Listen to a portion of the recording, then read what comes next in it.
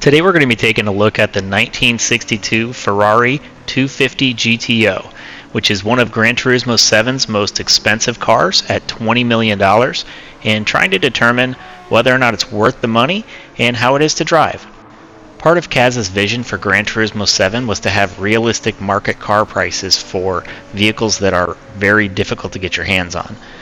When the game first came out, the maximum amount of money that was supported in the game was $20 million. And I think that's part of the reason this vehicle is actually capped at $20 million, as opposed to what it's actually selling for in the real world marketplace. The Ferrari 250 GTO holds the first, second, and third place for the most expensive vehicle ever sold in the open market.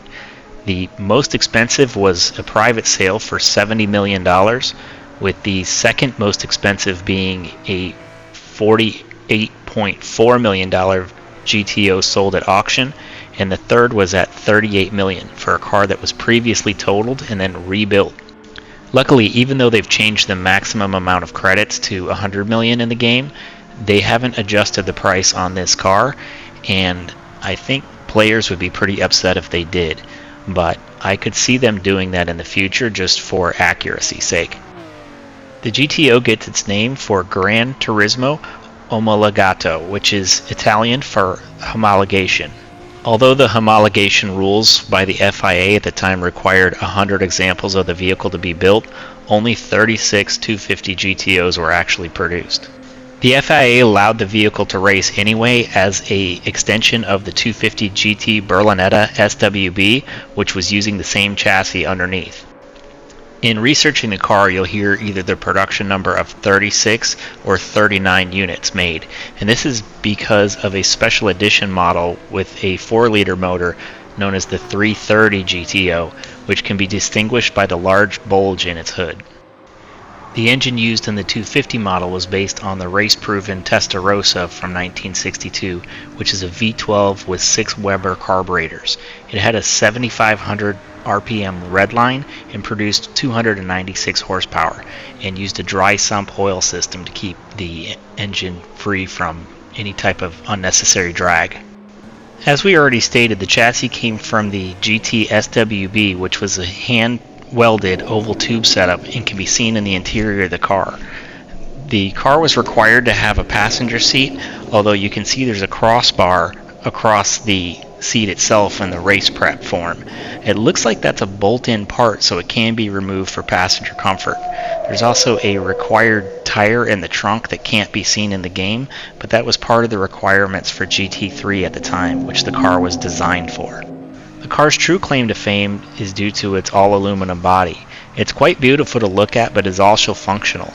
It was developed both on the racetrack and in the wind tunnel, and Ferrari created a flat belly pan for it to make it much more slippery underneath as well, and was also innovative for its time. Due to its design, Ferrari was able to win the GT3 championship with this car for 3 years in a row. Let's go ahead and see how it does on our course. The Ferrari 250 GTO is a great handling car and feels very neutral in the corners, but it's a bit underwhelming in terms of performance due to its limited power.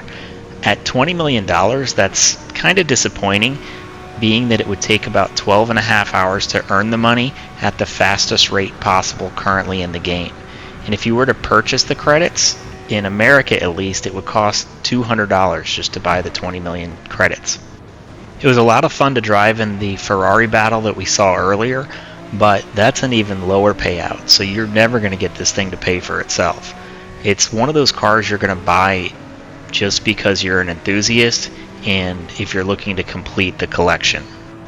With the difficulty set to easy, it's not too difficult to get the vehicle to win at the Le Mans 30-minute race, but you will have to pay close attention to the weather because a bad tire choice could take you out of contention pretty easily. And that being said, it's a lot more fun to drive the Ferrari P4 on this circuit, and that's half of the price of this car. That being said, I don't have any regret in purchasing this car myself. All 36 250 GTOs that were produced are still in existence today, and some of the owners still take them out for exhibition races to let them live and breathe the way they were supposed to. This has been the most gentle car on tires that I've experienced so far, with no significant wear seen on the front tires and only about 5% worn to the rear end. The engine, on the other hand, did take a little bit of fuel, and we were getting right around 5 laps on a full tank. It's also pretty forgiving if you run into the rain, and I think part of that is just because of the lower horsepower. And this is a naturally aspirated engine, so you don't have any of that turbo surge or supercharger surge that you might get on a boosted car. If it wasn't for the huge cost of entry, I could see this being a candidate for an engine swap that could really wake this car up. We're coming up to the finish line here, and we are going to cross the line at 2 minutes 10 seconds .301. That puts it down in 37th place, just behind the Ford Sierra and just in front of the Alphard minivan. So I can really only recommend this car if you're a serious collector. Otherwise, there are definitely better options out there for your money. If you like the video, please like and subscribe and hit that bell icon. That way you don't miss any upcoming videos. Thank you so much for watching, and stick around for the setup. Otherwise, have a great night.